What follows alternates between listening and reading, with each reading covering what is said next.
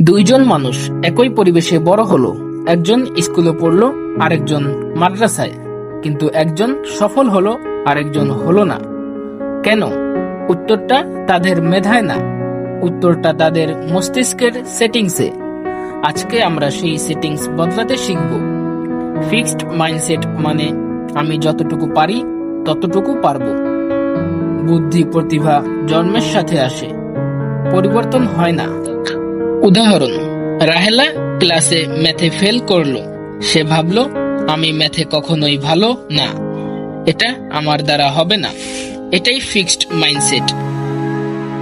বৈজ্ঞানিক ব্যাখ্যা, স্ট্যানফোর্ড এর ডক্টর ক্যারেল ডুয়েক এর গবেষণায় দেখা গিয়েছে, ফিক্সড মাইন্ডসেটের মানুষ চ্যালেঞ্জ এড়িয়ে চলে, কারণ ব্যর্থতা তাদের কাছে আমি অযোগ্য,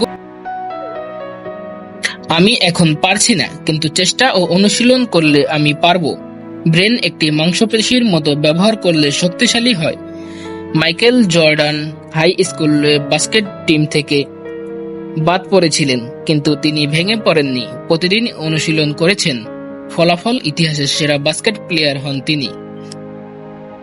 বৈজ্ঞানিক ব্যাখ্যা, নিউরোপ্লাস্টিসিটি। আমাদের ব্রেনে আছে নিউরোপ্লাস্টিসিটি, মানে ব্রেইন নতুন সংযোগ তৈরি করতে যে কোনো বয়সে পারে। প্রতিবার আপনি কিছু শেখেন, ব্রেনে নতুন নিউরোপ্যাথি তৈরি হয়, অর্থাৎ আপনার ব্রেন পরিবর্তনযোগ্য।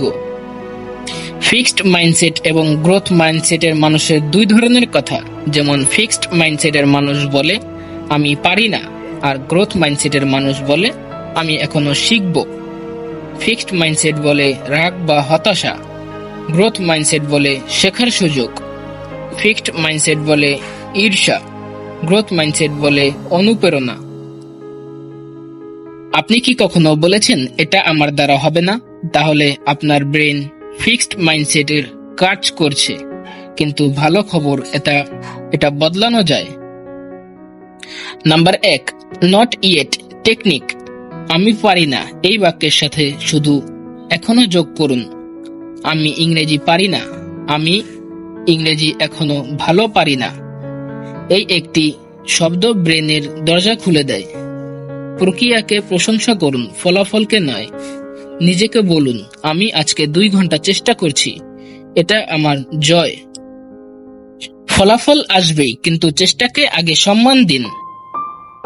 ব্যর্থতাকে ডাটা হিসেবে দেখুন। প্রতিটি ব্যর্থতা আপনাকে বলছে এই পথে নয়, অন্য পথে চেষ্টা করো। এডিসন বলেছিলেন, আমি 10,000 বার ব্যর্থ হইনি, আমি 10,000টি পদ্ধতি আবিষ্কার করেছি যেগুলো কাজ করেনি। তাই আজ থেকে একটা কাজ অবশ্যই করবেন। যখন মনে হবে আমি পারবো না, সঙ্গে সঙ্গে বলুন, এখনো পারি না কিন্তু শিখছি।